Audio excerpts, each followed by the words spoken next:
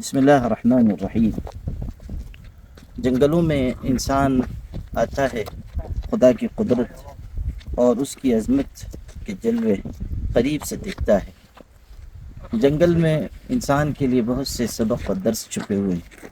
بہتے ہوئے چشمے انسان کو اس بات کا سبق دیتے ہیں کہ وہ مسلسل آگے کی طرف بڑھے۔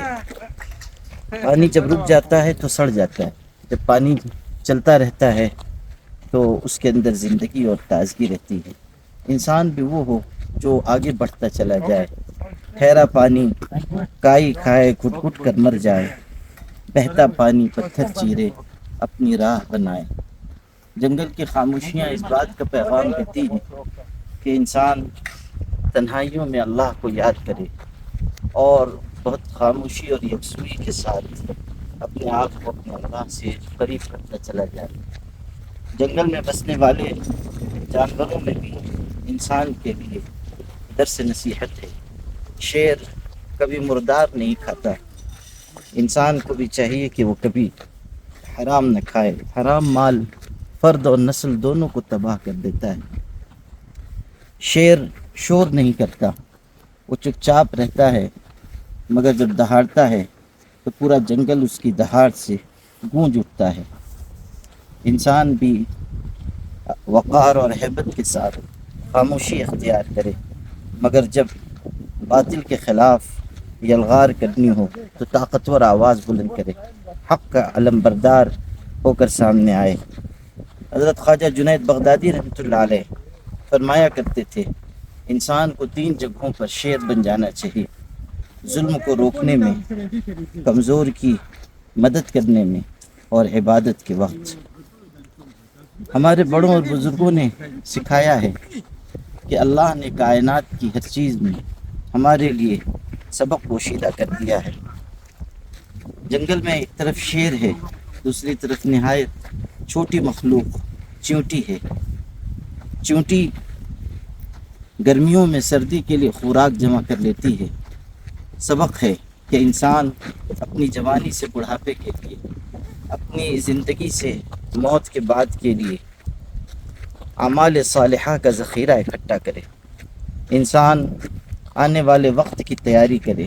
شہد کی مکھیاں ہیں، ان میں اتحاد کا درس ہے کہ ایک مکھی کے پیچھے ساری مکھیاں ہیں، ایک کام میں لگی ہوئی ہیں اور مسلسل محنت اور جد و جہد کر رہی ہیں۔ اتحاد زندگی ہے، انتشار موت ہے۔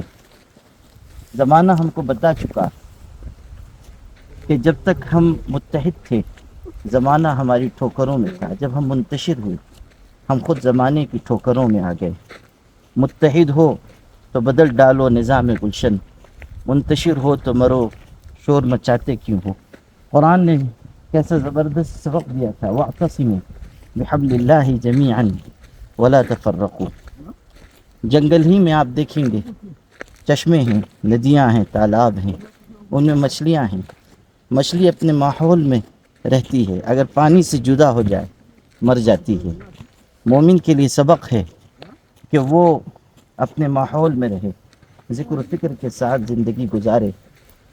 اگر وہ اپنے ماحول سے کٹے گا نفس و شیطان کا شکار بن جائے گا۔ اسی جنگل میں ہرن ہیں جو ہمیشہ چوکنے رہتے ہیں، ہمیشہ چرتے چرتے سر اٹھا کر دیکھتے ہیں، کانوں سے آہٹ سنتے ہیں۔ مومن کو بھی ہمیشہ چوکنا رہنا چاہیے، ایسا نہ ہو کہ نفس و شیطان اس پر وار کریں اور وہ غفلت میں مارا جائے۔ یا ایھا الذین آمنوا اصبروا وصابروا ورابطوا واتقوا اللہ لعلکم تفلحون۔ کہا گیا ایمان والو جم جاؤ، جمنے کی نصیحت کرو اور چوکنے رہو۔ انتم فی رباط دائم، مومن کو ہمیشہ چوکنا رہنا چاہیے۔ انسان اگر چاہے تو ان خاموش فضاؤں میں بھی بہت سے سبق سیکھ سکتا ہے، بہت سی چیزیں حاصل کر سکتا ہے۔ اللہ تعالی ہم سب کو ایمان و یقین کی بلندی نصیب فرمائے، آمین۔